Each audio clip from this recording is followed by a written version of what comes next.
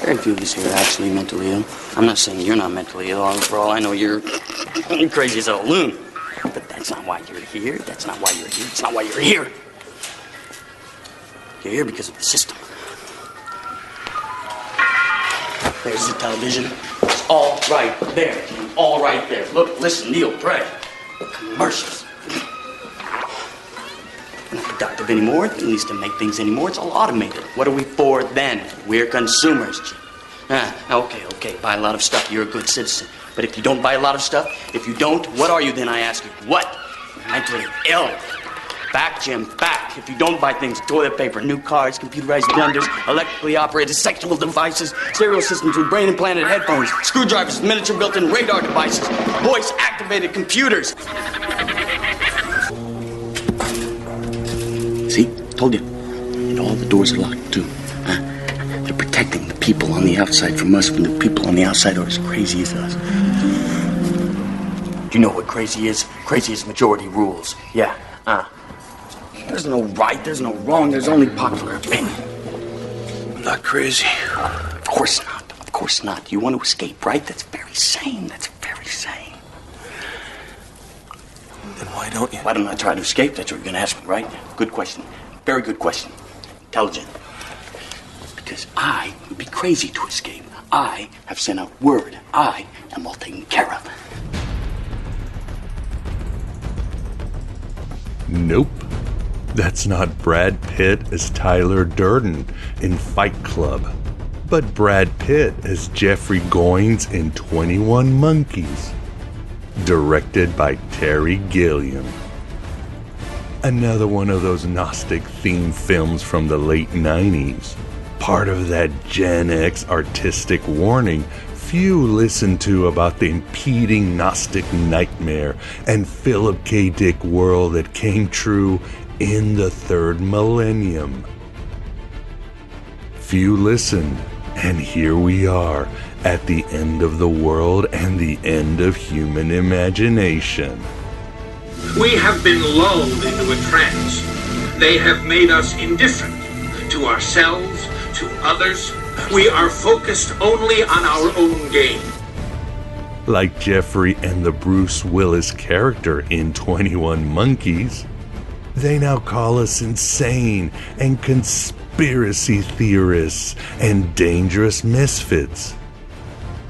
They call the Gnostics these very things 2,000 years ago and across history. And along with the witch and the mystic, they burned them in so many ways. And they're trying to burn us today, those of us who listened and have awakened and stand in the battlefield of the true seeker warrior. With hordes of egregores and archons and alien robots named Pandora bearing down upon us. The world will know that few stood against many. Well, fuck you and eat crack and shit. All you respectable people. All you societal potentates wanting us to drink your transhumanism Kool-Aid and digital utopia dog food. Until we become machines. All that he was, I am, his experience, his knowledge. But not his wisdom. He may have programmed you, but he could not have given you a soul. You are a machine. Call us insane all you want and cast us out of your castrati caliphates. We never belonged anyway, and we were destined to transform ourselves with our art, invention, and individuality. We were meant to create better than the creator gods and their butt slaves in the establishment. Help the least of our brothers. As Robert Anton Wilson said, just because I'm crazy doesn't mean I'm wrong. And as the Sufi dictum proclaims, for we are not from the world, and the world is not for us. We see the world the way it really is, and hope that one day all mankind might see the same. What is the world, then? An illusion. One which we can either submit to, as most do, or transcend. What is it to transcend? To recognize nothing is true and everything is permitted. In all this vibe, I love what Jason Louv wrote recently on Twitter. It goes, "The universe is already alive and conscious, and all AI infotainment does is trap consciousness in an artificial box so the divine can't get through. The great choice of this century will be between entertainment and ecstasy. Real spiritual practice means taking a neurotic and useless product of modernity and getting them to surrender to the unavoidable pain of existence to the point they can see through their own bullshit and actually begin to see and effectively help other beings." And now go and make interesting mistakes, make amazing mistakes, make glorious and fantastic mistakes, break rules, leave the world more interesting for your being here. Make good art.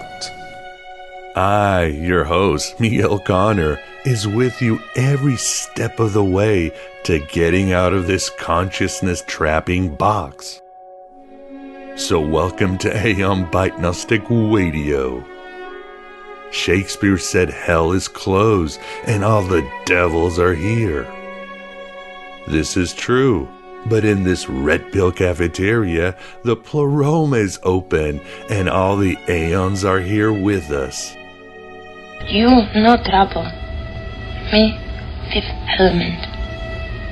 Supreme being. Me, protect you. Thanks for being here. Thanks for being yourself, your true self. You'll be delighted that we are joined again by Nicolas, Laos, author of The Meaning of Being Illuminati. Get ready, you insane, you conspiracy theorists, and you dangerous misfits for a further conversation on how to kindle your inner illumination in the darkness of mere being. Train yourself to let go of everything you fear to lose. His first interview during the summer was stellar and emancipating, and very popular. Now Nicolas will focus on geopolitics and secret symbols. Why is that? Because Yaldabaoth, the god of this world, has increased the misinformation out there because he knows we continue to wake up. He spreads disinformation about various topics like secret societies, niche politics, and Gnostic minorities like the Frankian Jews. Nicolas is brilliant, so he'll set a lot of records straight and, yes, illuminate a lot of controversial issues. What do all men with power want? More power. As long as the Matrix exists, the human race will never be free. That's what we do here at the Virtual Alexandria. As I keep saying, there is always a solution we hadn't seen before. An innovation out there if we open our news and reject the old tired ways of those societal potentates. We're crazy, but we're not wrong. We're done with entertainment because it makes us machines, and we want ecstasy that connects us to greater things and the best version of ourselves. I am not a number. I am a free man. And it's not easy here in the battlefield of the True Seeker Warrior, as new revelations are downloaded from the eternal realm. For example, I mentioned Tyler Durden at the beginning. In an old mythology, he was the higher self, the daemon or Gnostic revealer. But then Chuck Palahniuk released the sequel to Fight Club, And we find out that Tyler Durden is actually the mental virus manifestation of that dark archetype Jung wrote about to Bill W. That essence of destruction for its own sake that just doesn't permeate the universe, but is the chief building block of the universe. This is the new mythology. Sticking feathers up your butt does not make you a chicken. I am become death, the destroyer of worlds. It makes sense, you see. Violence is the ruling force of the cosmos. From the tearing of a star to make planets, to the eternal war of black and red ants that shows military tactics matching that of Roman centurions. The flight of the bee to pollinate a flower is the same as the victim stalking of the serial killer. And the circle of life is really a circle jerk of carnage. Look, Simba. Call it Shiva, call it Sebek, call it destruction of Neil Gaiman's The Sandman, or call it Odin and his two-man grift. Call it harmonious fucking creation if you want. In the beginning, the universe was created. This has made a lot of people very angry and been widely regarded as a bad move. It paradoxically fuels and feeds off all the galaxies. It's sentient and it's Tyler Durden. And the elite of human history worship it to gain endless entertainment with no need for the responsibility of true ecstasy.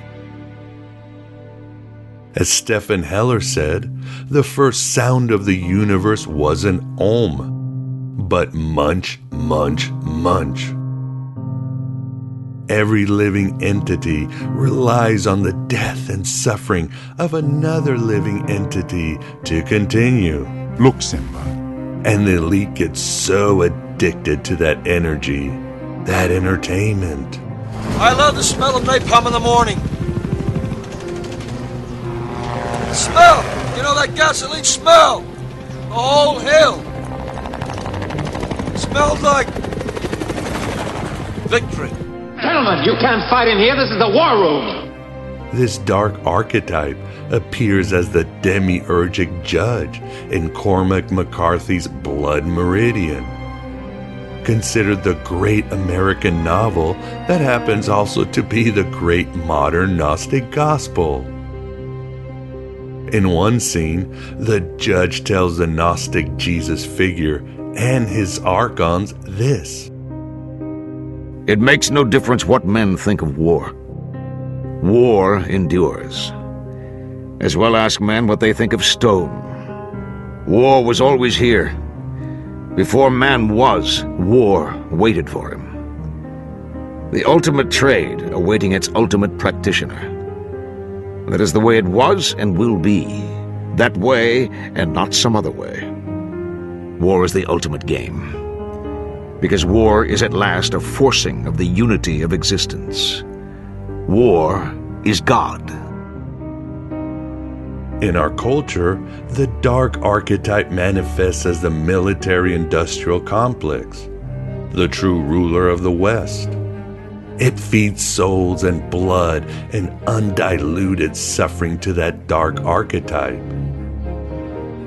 It's vast and endless, a network of children-killing drones and drug pipelines and sex slave trafficking. It wiped out John F. Kennedy, Martin Luther King Jr., John Lennon, and so many others who were sick of entertainment. It's vast and endless, and for us to have any chance to help the least of our brothers, we have to stop it.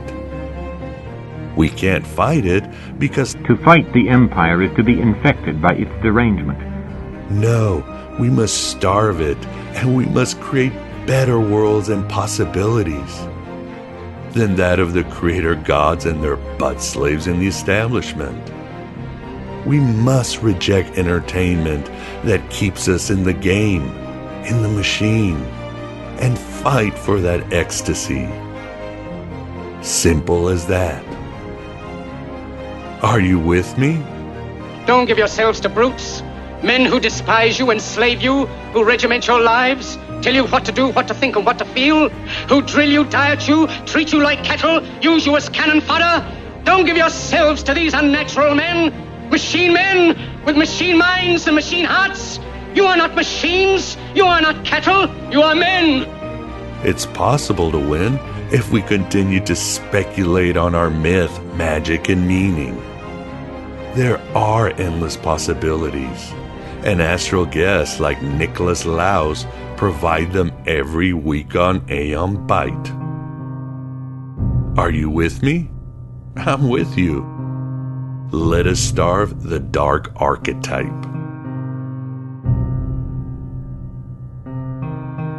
If the alien is creating these events, Captain, it is apparently capable of manipulating matter and mind. All right. In the heart, in the head. I won't stay dead. Next time I'll do the same to you. I'll kill you. And it goes on and on. The good old game of war, pawn against pawn. Stopping the bad guys. While somewhere, some thing sits back and laughs. And starts it all over again. Be a pawn. Be a toy. Be a good soldier that never questions orders.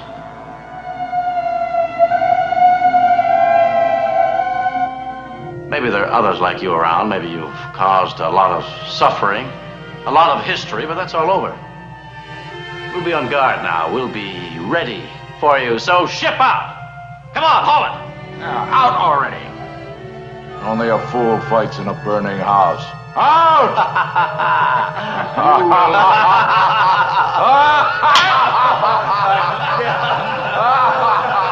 This is the Aeon Byte interview, and with us we are very honored to being joined again by Nicolas Laos. Welcome, Nicolas, again to the virtual Alexandria. Thank you very much, Miguel. The honor is mine. Thank you. No, it was great. Our last talk was great, but I felt we needed to get you back for reasons I will give soon. But first, we also want to welcome to the virtual Alexandria Vance Sachi, the Moondog. How you doing, Vance? I'm okay, awake, ready to go. Are you talking metaphorically or everything-aphorically? Well, let's just say the outer consciousness aphorically. Good. We'll see if I'm inner consciousness aphorically. There you go. I'm sure when we talk to Nicolas, that usually happens. So anyway, Nicolas, great to have you on back. We will be discussing your great book, The Meaning of Being Illuminati. And I wanted to get you back because the reasons are this. First, there's so much in your book that we didn't cover, or perhaps we can cover more. I know the audience was asking for more in our last time. Two, there are a lot of issues that appear that are, you might say, are trending on the internet. And I felt that you would be the perfect person to bring clarity to these issues that are, again, very trendy here in the United States. Your book, again, covers a lot of good ground. It's very sober in its scholarship. And also, you being European, I feel helps out a lot because, as it's no secret here in the United States, the number one, you might say, force or money is given to the war machine, to the industrial military complex. But the number two is propagandizing the population of this country. A lot of money and a lot of effort is giving to putting out a lot of misinformation and keeping American audiences asleep so they don't find out what the military-industrial complex is doing in the government.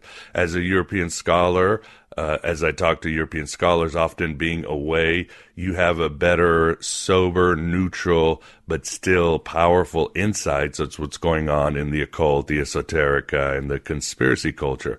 So I know that's kind of long, so that's why I wanted to have you on the show to, again, bring clarity to so many issues, and your book does just that. But first, maybe a little summarizing for those who might have missed you last time. Tell us about your movement, the Illuminati. Thanks again for giving me the opportunity to have this discussion. Before that, if I may say a few words about of course.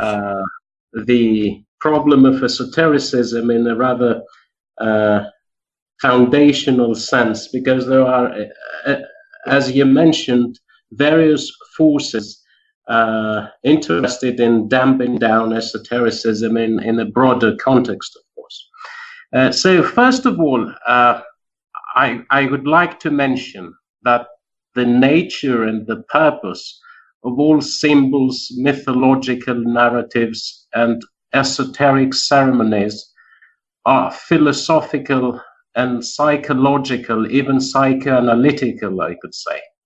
And at this point, I would like to mention that as Sigmund Freud has argued in his book, Moses and Monotheism, a psychoanalyst uses his imagination in order to create myths through which and within the context of which he tries to analyze humans' psychic contents, especially forgotten and repulsed memories, and thus a psychoanalyst leads people to the revival of symbolically structured traumatic events and repulsions in order for them to ultimately achieve a new harmonic relationship with themselves and the world. Furthermore, expanding and enriching Freud's work, Carl Jung essentially adopted Friedrich Schelling's thesis regarding the difference between a symbol and an allegory, and this is something that I would like to stress before answering your key question.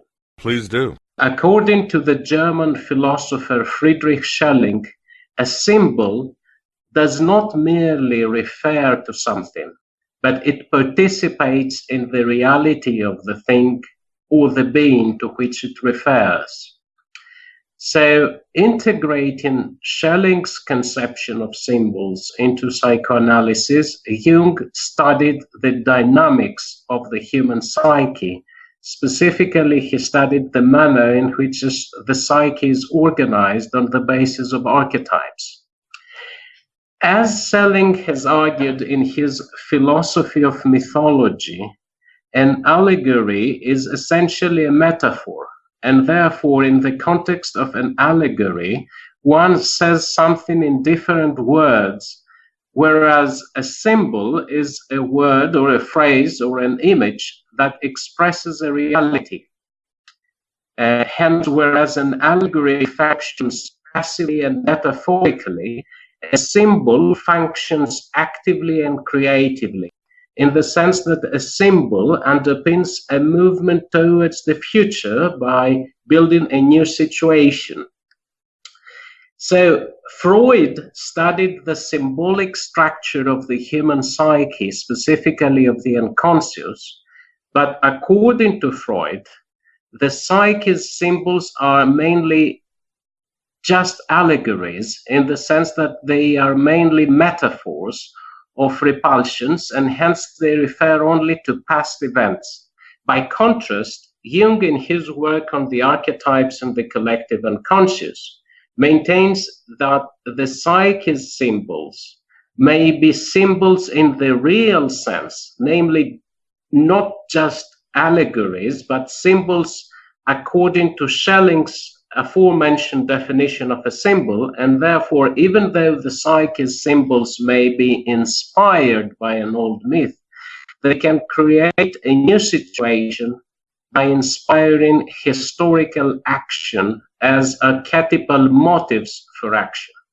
So, to cut the long story short, studying the human being as a symbolic animal, I am deeply concerned with comparative symbology and with the analysis of the different human communities, spiritual horizons, and ultimate ends and motives. And it is within this research context that I initially developed a philosophical and esoteric research program, which I have called Illuminism. And on the basis of this, in cooperation with Illuminist communities, primarily in Britain and other European states, I have attempted to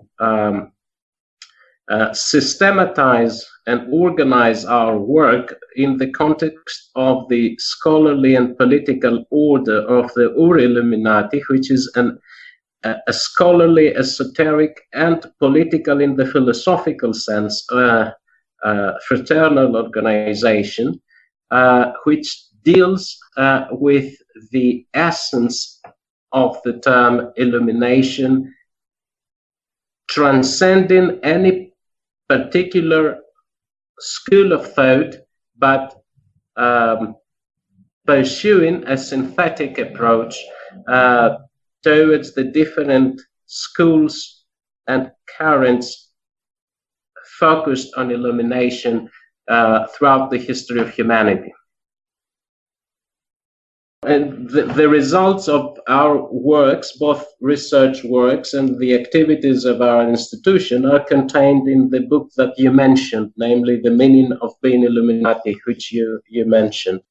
Wonderful. Vance, do you have a question about the Illuminati and its purpose?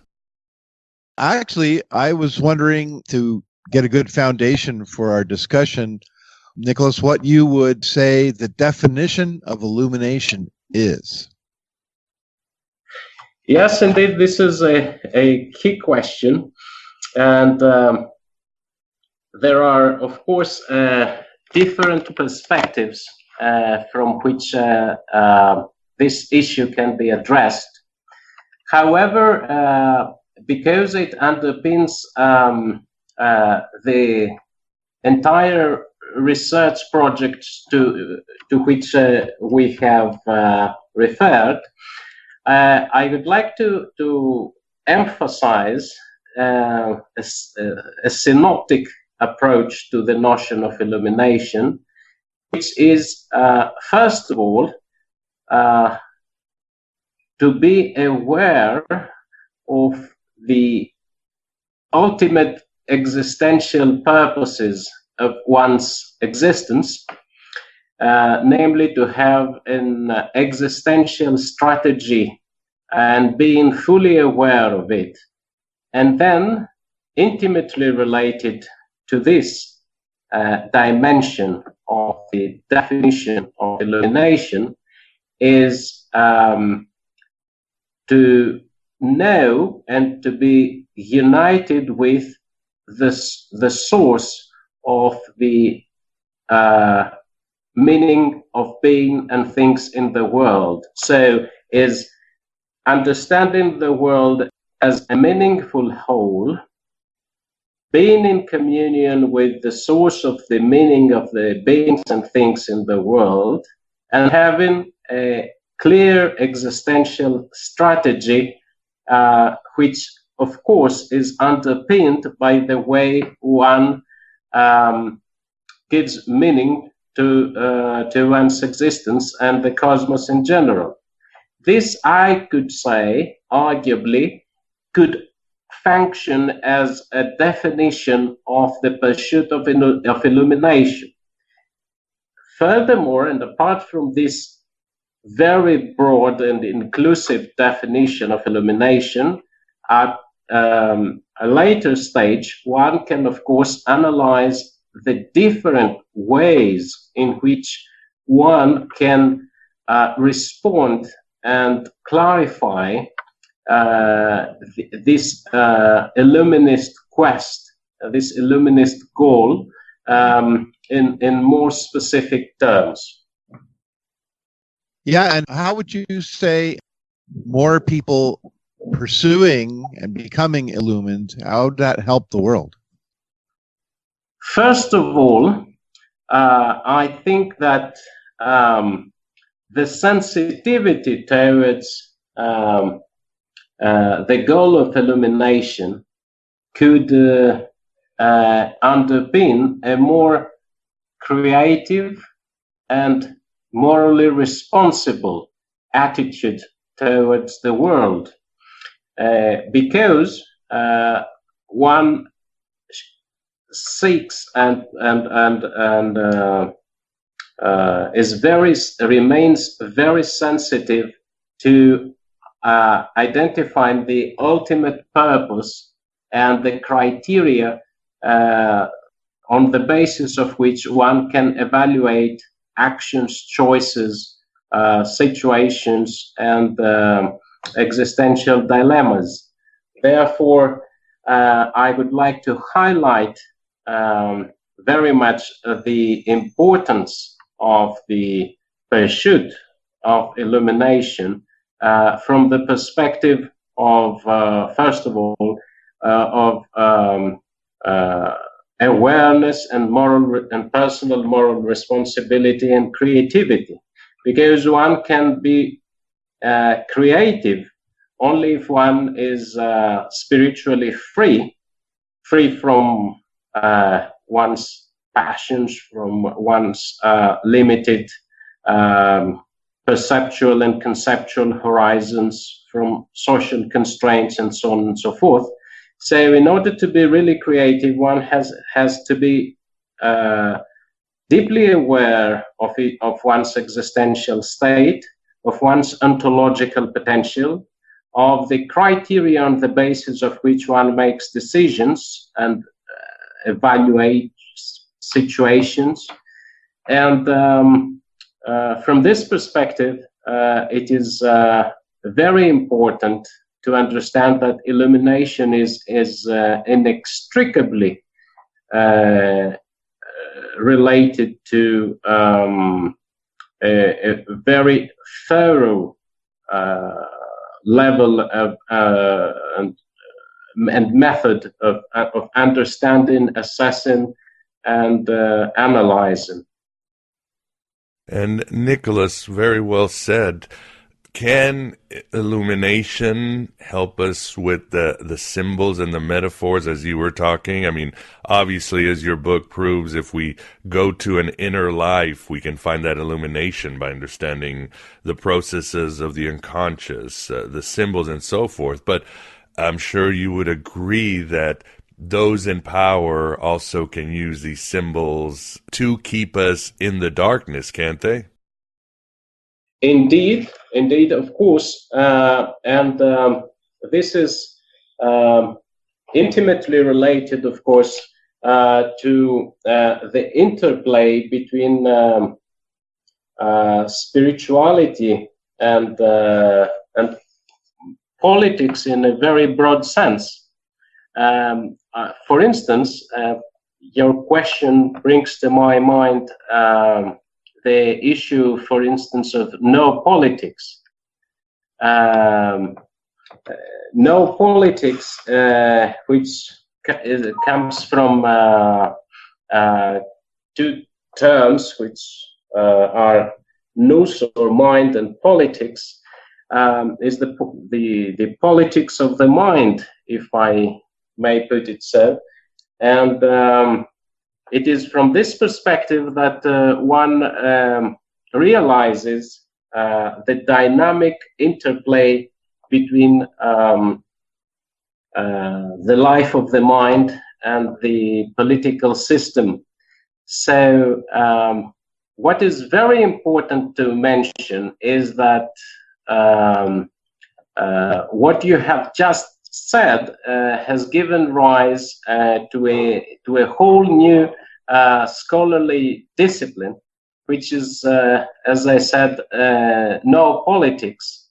And if I have 2 minutes to mention something here, is that the human being is not only a being of the earth, but he is also a being of the skies, in the sense that human creativity through science and technology helps the human spirit to overcome the forces and the inertia of the material world and to pursue structural changes. Moreover, man relates to beings and things mainly through meanings and significances and evaluates beings and things. And therefore, due to this situation,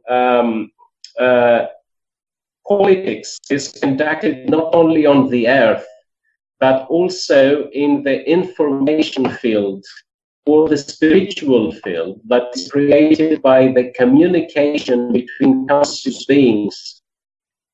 So the conduct of politics on the earth is called geopolitics, which is very trendy, but the conduct of politics in the information or the spiritual field that is created by the communication between conscious beings is called noopolitics. And it is interesting, I think, to notice that the term noopolitics was not invented by philosophers or esotericists, but by defense experts, specifically by two distinguished Rand Corporation defense experts, John R. Pilla and David Ronfeld, in the late 1990s, who realized exactly this very important truth, that there is a dynamic relationship between spirituality and politics. And they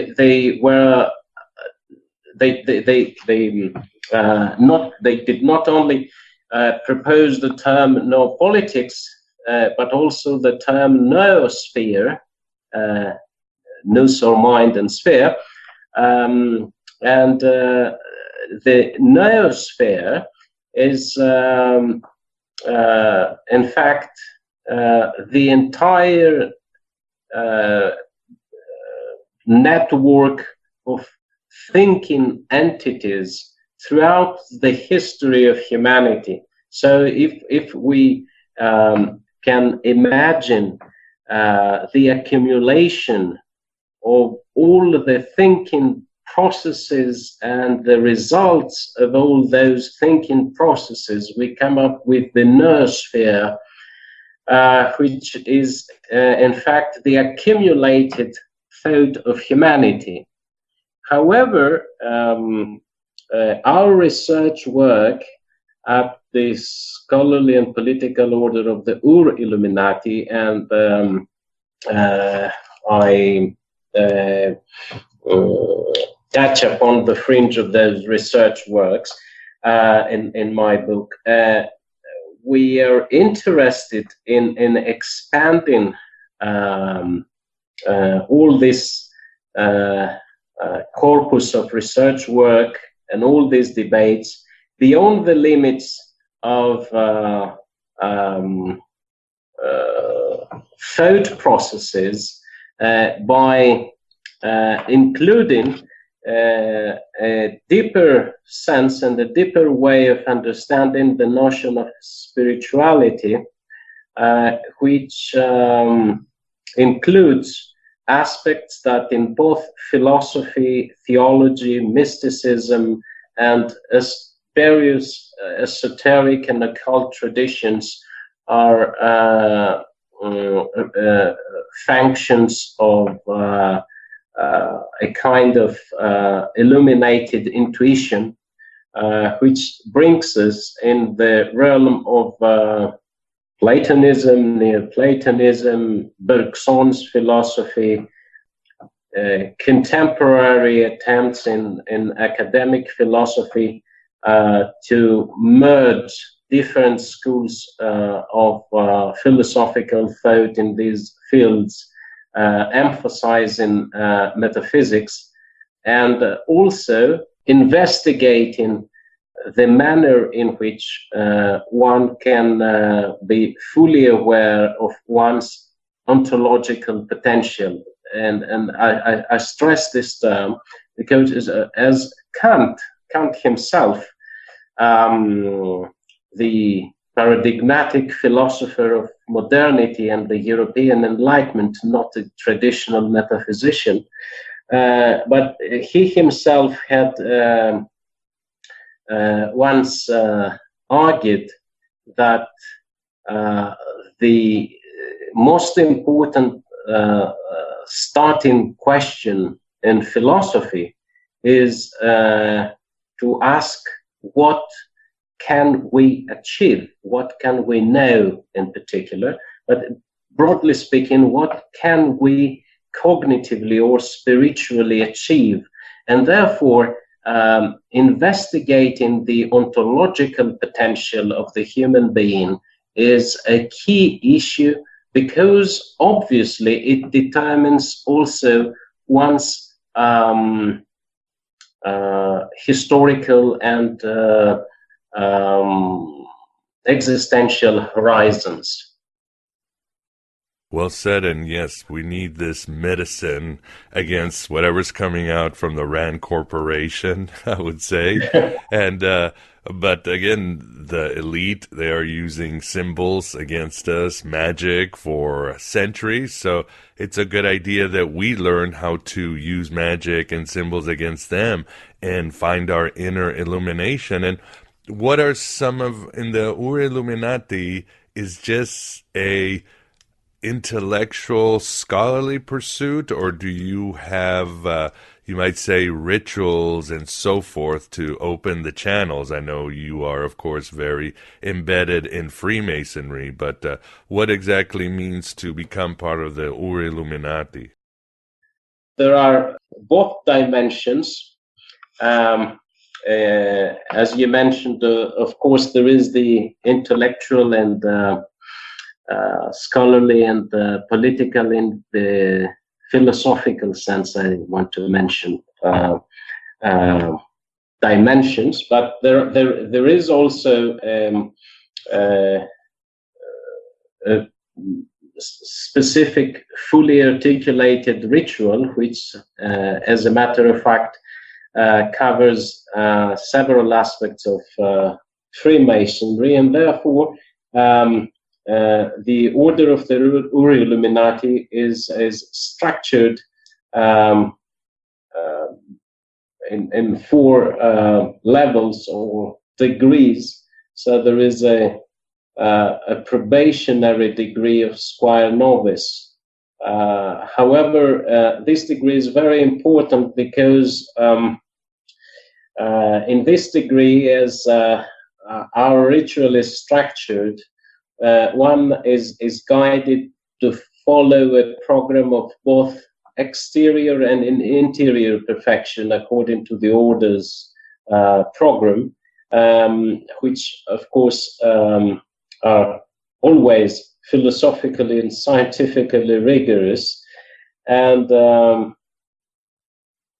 the second degree, we call it Philosopher Mason and Abbot of the Esoteric Arts. This is a very broad degree because it pursues a comparative study of philosophy and theology, but at the same time, it covers most aspects of traditional Freemasonry, including symbolic masonry, the Order of the Holy Royal Arch, the ancient and accepted Scottish Rite, and the ancient and primitive rite of Memphis Mizraim. And then we proceed in our sciences, which we call Master of Cratology. Cratology is a term that is derived from two Greek words. The one is kratos, which means strength, and the other is logos, or discourse in this case. So cratology is the art and science of social power and social engineering, if I may use this ugly term. So cratology is a field and a notion that covers political theory, political psychology, now politics, which I mentioned before, and the scientific field of cybernetics. And our third and last degree, which is mainly administrative, is the Grand Inspector of the Illuminati. And those are the members, these are the members of our London Council, overseeing the esoteric, ritualistic, ceremonial, and research activities of our entire organization. So we in this context, we like to think ourselves of merging the notions and the structures of a Freemasonic institution, a think tank, and a philosophical association into a single entity capable of dealing creatively with contemporary humanity's issues and challenges. That is great that this is around and more needed than ever as far as I'm concerned. So let's talk a little bit about some of the symbolism, even from your book, that can bring clarity and really teach the audience from your book and from this show how to see the world in a different way and how to find your inner illumination. One of them is very fascinating I'd like to talk about. As we discussed even before the interview, as we were chatting, what is the Masonic symbolic and didactic symbolism in the myth of Hiram Abiff from a spiritual perspective? Very important to Freemasonry, obviously. It is indeed. First of all, sort of historical notice, I think it's worth mentioning it. The didactic and symbolic myth of Hiram Abiff or Hiram Abiff is a myth that was developed in London in an era of great controversy about Freemasonry, because in the early 18th century, there were different Masonic institutions, different Masonic rituals, and two competing Grand Lodges after that, the Grand Lodge of London and Westminster, the so-called modern Grand Lodge, even though it was founded in 1717, and a competing Grand Lodge, the Ancient Grand Lodge, which had a different approach to Freemasonry and Masonic ritual. So when these two lodges, after a period of fierce competition, decided to be united in the context of the United Grand Lodge of England in 1813, they agreed that the most fruitful mythology for the third degree would be the myth of Hiram Abiff, which was developed by two influential Freemasons, John Theophilus de Saguiers and James Anderson. Both of them were pastors, as a matter of fact. And through the myth of Hiram Abiff, one pursues an attempt to investigate issues related, again, to the meaning of life and devotion. And for those of our readers who are not very familiar with the myth of Hiram Abiff, I would like to mention that in the context of this myth, one has to realize that both the person of Hiram Abiff, the architect of King Solomon's temple, and the temple itself are symbols of the human being. Namely, one should understand both Hiram Abiff and his labors as symbols of one's own self and itinerary in life. In fact, as I mentioned, the first record we have of the Hiramic legend being introduced in Freemasonry occurs in the 1730s. And Do you think that I should give a hint about the summary of this myth? Yes, please do. Some might not know. Okay. So, first of all, the myth of Hiram Abiff is an expansion of the biblical narrative that can be found in First Kings in the Bible. And Hiram was a craftsman of great skill sent from King Hiram of Tyre to King Solomon in order to help him build the Jerusalem temple. And according to the ritual, to the Masonic ritual, the master mason in his raising in the third degree participates in the enactment of the drama of the assassination of Hiram Abiff by three fellow crafts who realized that as the building of King Solomon's temple was approaching its completion, they were not in possession of the secrets of a master mason, and therefore they conspired in order to obtain the secrets of the third degree. So, according to the master mason degree ritual, when Hiram Abiff finished his devotions, he moved towards the south entrance, where he was opposed by the first of those impious fellow crafts, who was armed with a heavy plumb rule and demanded the secrets of the master mason, warning Hiram Abiff that he would die if he refused to comply with those impious fellow crafts' requests.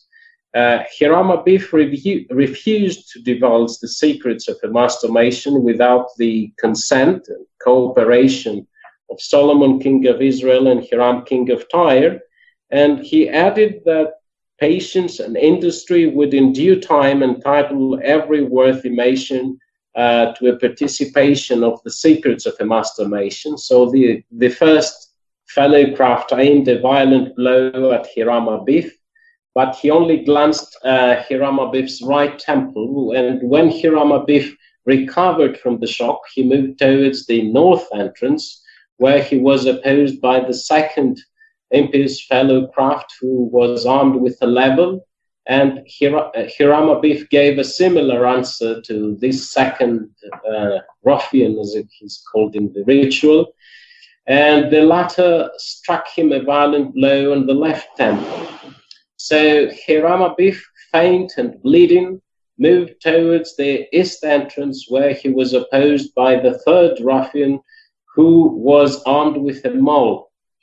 So after Hiram Abiff gave a similar answer to the third ruffian, the latter struck him a violent blow on the forehead, which was fatal. So the above-mentioned Hiramic myth implies that due to Hiram Abiff's death, who symbolizes a sense of duty and meaningful life, humanity incurred a significant loss. Humans lost the word with capital W, namely the awareness of the ultimate existential purpose. And Freemasonry symbolizes an attempt to overcome this loss and acquire again or rediscover that lost awareness, which is the word with capital W, or the logos, the ultimate purpose of existence and the ultimate source of values. And therefore, the third degree myth of Hiram Abiff is completed in the context of the Holy Royal Arch of Jerusalem, which is an order beyond the craft in which the genuine awareness is restored. And in the context of the Rose-Croix degree, or the Rosicrucian degree, where one achieves a further awareness of the word. In the context of the Royal Arch, one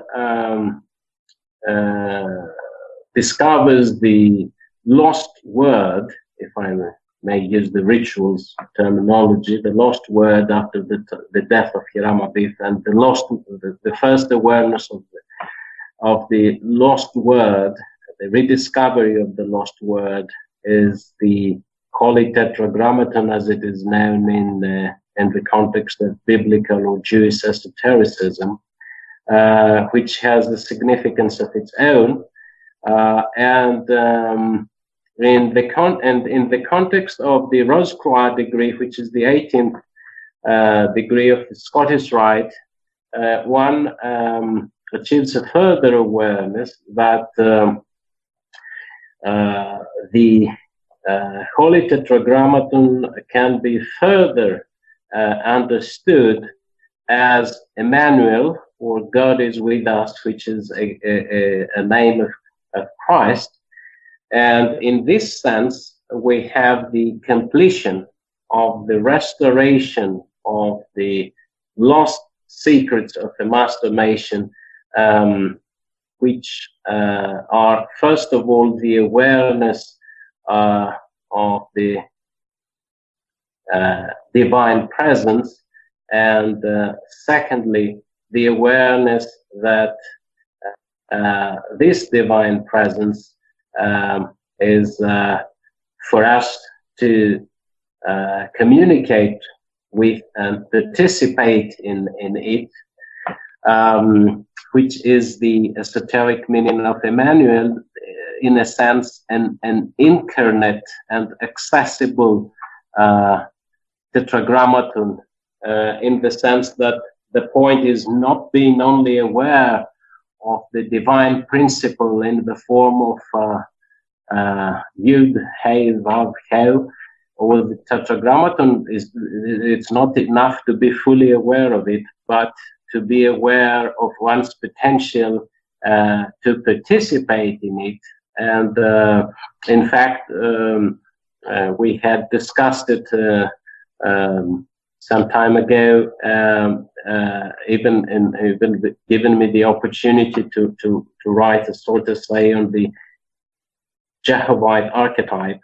There is a development in the thought of the Masonic ritual as it proceeds from the Tetragrammaton to Emmanuel, because it aims at emphasizing the incarnate presence of God, and in a sense, the potential divinity of humanity as what it essentially is.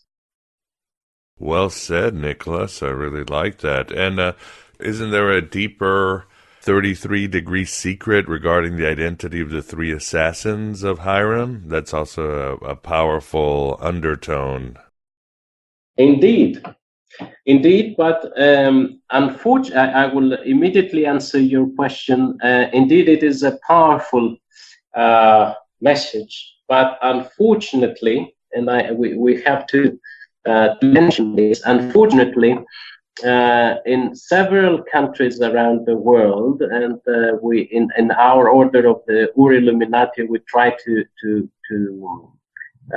change this situation. In most countries around the world, the 33rd degree is treated as a purely honorific or purely administrative degree, and the rituals of the 33rd degree have been chiseled in order to comply with a mediocre pro-establishment, pro-status quo approach.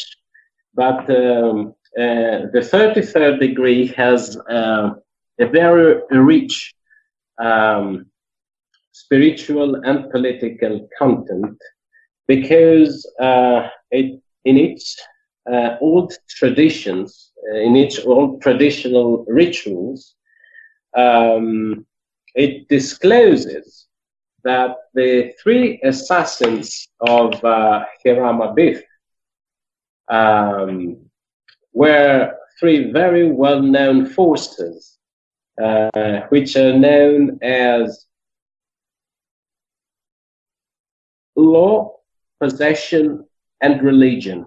So the exoteric law, the exoteric religion, and the possession of material wealth, an obsessive sense of ownership, if I may use this term, are the forces that, according to old 33rd degree rituals, active in France mainly, assassinate the spiritual and creative force within the human being, symbolized by Hiram-Abiff. And therefore, we realized that 33rd degree urges a Freemason to contemplate the ethical, philosophical, religious, and political rudiments and ramifications of Freemasonry, which unfortunately in practice does not happen that often. Love it. This is very cool. And I'd like to shift gears, but before I do, Vance, do you have a question on this for Nicolas, on the symbolism or Freemasonry or anything you might have on your mind? Yeah, Nicolas, I was wondering if the 33rd degree, being an administrative degree, constitutes an obligation to the person to oversee the integrity of the rite and to guard the rite against corruption from those three elements that you just mentioned? Indeed, it does. But in several countries and in several supreme councils around the world, the contemporary rituals have been rewritten in a way that do not touch upon core issues as the ones which we have just discussed about and were contained in older drafts and varieties of 33rd degree rituals. However, there is a very deep tradition of this nature maintained in the context of the United States Southern Jurisdiction, the Grand Orient of France's Supreme Council, and the Supreme Council for England and Wales. But unfortunately, the attempt to forbid any political and religious discussion within the context of regular Freemasonry has impoverished the potential of traditional Masonic rituals to throw light upon very significant aspects of human life, which in my humble opinion cannot be separated from esotericism, because otherwise esotericism sooner or later degrades into moralism. And this is something which leads to an impoverishment of the entire field of Freemasonry. So I believe that by expanding on the genuine contents of the 33rd degree of the Scottish Rite in a bold and sincere way, we can have a much richer and more lively and more creative approach to the entire spectrum of Freemasonry. Yeah, I didn't know that there was a prohibition against discussion of politics. That's interesting. And that reminded me of something I saw in the book. You discussed the various types of socialism. And of course, socialism is a central discussion topic in politics today, especially, I know, in the United States. So would this be a good time for you to mention a little bit and educate me and the audience about, you know, authoritarian socialism versus non-authoritarian socialism and how it interacts with Illuminism? Oh yes, indeed.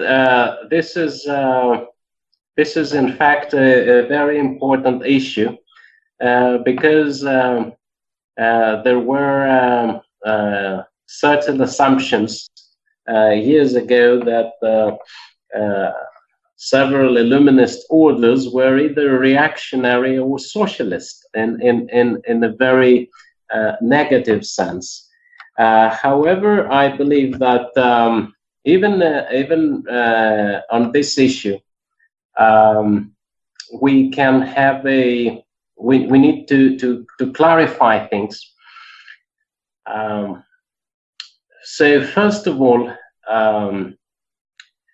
we can have a fundamental distinction between individualism and communitarianism. The problem is that both these aspects of human life and attitudes are useful and the problem is that socialism, as it has been formulated in its bureaucratized aspects, has simply become the other side of the same coin of problems with individualistic liberalism. So I'll try to be very, very brief on these two issues. Individualism, in its positive aspect, and from that perspective, highlights a sense of autonomy and individual awareness and personal moral responsibility. Socialism, in its positive aspects and from this perspective, emphasizes communion, the event of interpersonal relationships, and the fact that in order for me to exist, I need you, and that through our relationship, we become aware of ourselves vis-a-vis each other, and by analogy, we can say that even the relationship between the human being and God is an event of communion. But we have, in the context of modernity, two, if I may use this simplistic term, two negative aspects of both individual liberalism, liberalism in the European sense, which is not the leftist attitude which is implied by the American approach to the term liberalism. So by liberalism, I refer to classical European individualistic liberalism, not to contemporary leftist variety of American liberalism. Classical 18th century individualistic liberalism is centered on a type of human being who wants to be self-actualized by continually bringing about changes, that is by creating new forms that reflect one's intentionality and manifest one's capabilities and power. Thus, the liberal individual treats innovation and entrepreneurship as ends in themselves. And the liberal individual wants to change everything in his outer existential conditions in order to leave his ego and inner life unchanged. Thus, the distinctive characteristic of the modern liberal individual is vanity or vaingloriousness. And furthermore, modern conservatism, in contrast to traditionalist conservatism, is nothing more than an attempt to enhance the ability of the liberal individual to control risks, and therefore ultimately modern conservatism is simply a manifestation of limited imagination. In the context of modernity, the manifestation of modernity through socialism and communism, because socialism and communism are products, or their opponents could say byproducts, of Western modernity. And we have never to forget that socialism and communism are products of our modern Western civilization. They're not culturally alien phenomena or exotic phenomena. So in the context of modernity, socialism and communism are focused and founded on a type of human being who wants to give permanent solutions to historical problems and petrify institutions in order to hide and conceal one's inferiority complex vis-a-vis those whom he sees as historically superior, and to justify one's socioeconomic ineffectiveness. In other words, the modern socialist and communist individual appeals to utopianism and to mediocrity in order to redistribute power away from those actors who are more socioeconomically effective towards those actors who are less socioeconomically effective. And thus, as I said before, the distinctive characteristic of the modern liberal individual is vanity and very vaingloriousness. And on the other hand, the distinctive characteristic of the modern socialist communist individual, still individual, and I purposely use this term, is envy. So we have very vaingloriousness and selfishness versus envy and selfishness, but selfishness is there in both cases, because this is part of the modern mentality, and the modern mentality which underpins both modern individualistic liberalism and modern communitarian socialism, communism, is a kind of spiritual selfishness, in the sense that in the context of modern philosophy and the modern social institutions, as for instance have been described by Immanuel Kant, Hegel, the industrial society, and so on and so forth, the underpinning principle is that human consciousness, in the narrow sense, is an ontologically sufficient underpinning of truth. This is, in other words, a reformulation of Descartes' principle cogito ergo sum. I think, therefore I am. Here, the powerful element in this statement is the I. We have, in the case of Descartes, the thinking I. In the case of other modern philosophers, we have the feeling or sensing I. In the case of other philosophers, we have the intuiting I.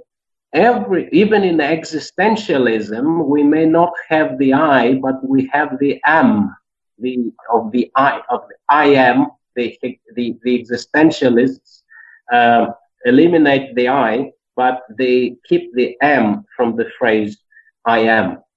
And they try to find the pure structure of the individual being. In Hegelians, the I becomes the nation, and so on and so forth. I don't want to be oversimplistic, but the entire philosophy of modernism is an investigation and an underpinning of the priority and the ontological sufficiency of the I, whether this I is the individual human being, a social class, a nation, a race, and so on and so forth. And therefore, modern philosophy has an essential problem. The problem is that, first of all, the individuals that it creates lack in ontological robustness, and at the same time, there is an important problem in creating a true society, because there are no universal values or universal principles. And therefore, society, instead of being a communion, is a partnership of individual partners, but it cannot overcome the limits of the individuality of the partners. On the other hand, when modernity tries to overcome the limits of the individuality of its constitutive partners, it creates totalitarianism, because the communal aspect competes with the individual aspect, because these are by definition opposite in the context of modernity. However, this is not necessarily so. Both pre-modern philosophy and pre-modern spirituality and postmodern philosophy and postmodern spirituality highlight the potential of a socialized individual and of a social structure that does not compete or exclude individuality. This is, as a matter of fact, the essence of personhood, which is a key issue both in modern spiritual and philosophical traditions and in postmodern ones. Again, by the way, in the context of our Illuminism research program and in the context of our fraternities and institutions research work, we try to bridge and unite the pre-modern person with the postmodern person, utilizing, of course, the collective cultural experience of modernity. And this is one of our key anthropological and cultural anthropological goals. For the audience, he covers all of this in his excellent book, The Meaning of Being Illuminati, the answers, the historical context, the journeys that great thinkers have taken to find insight and revelation on the solutions plaguing humanity and mankind, and so much. And we've only scratched a little bit of the surface, but we are at the end. Vance, thanks for joining us, and I hope you're more illuminated by this. Yeah, at least a tiny bit. Nicolas, it's been a pleasure hearing you tell us about the Illuminati, and it's a very big, ambitious, but worthwhile project, and I am interested to see what will happen in the future. Yes, thank you, Nicolas, for coming on AM by Gnostic Radio, as I like to say, here at the Virtual Alexandria. And good luck with everything, and we hope to have you on soon to again touch upon these very fascinating subjects. Thank you very much.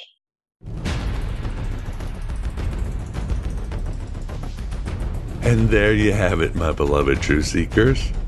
The first part of our interview with Nicolas Laos, based on his book, The Meaning of Being Illuminati. Let's continue to starve that dark archetype. And we certainly do that in our second part. Nicolas continues discussing politics, including his original socialistic solution, even as he promotes anarchism as well. Tory anarchism, to be more precise. And yes, Nicolas engages in that charged idea known as globalization, as well as his conception of patriotism. I mean, we all project as a people and as a culture. And what can we bloody do about it? What are some other alternative political solutions? You'll find out. We eventually shift gears, and to set many records straight, Nicolas talks about esoteric Judaism, including the Kabbalah, and how much of it led to the founding of Israel. Then we focus on today's favorite Gnostic boogeyman, the Frankian Jews. Wish the dearly departed and past guest Yaakov Lieb was here to set the record straight, as a Frankian himself. But we do what we can, and Nicolas is just the mind bomb. Needless to say, we cover much, much more. So please become an AB Prime member or patron at Patreon for the complete dope. If you find this content valuable, please help keep growing this Red Pill cafeteria.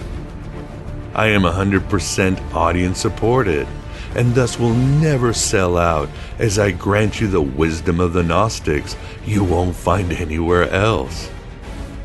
A mere $5.99 a lunar cycle, or really whatever you want to pledge a month on Patreon. This is where you finally counter that dark archetype, creating and feeding off so much destruction and suffering in the universe. Please go to thegodabovegod.com for how to get this and all other full shows, as well as other wonderful bonuses. If you just want to support with shekels via PayPal or the US mail, head on to my homepage as well, or just message me. And as I always say, if you've got holes in your pockets due to the monkey shines of dark archetypes, tell me, and I'll send you any show on the burning house. We're all in this together. Thanks for being here. Thanks for being yourself, your true self. Hello and goodbye as always.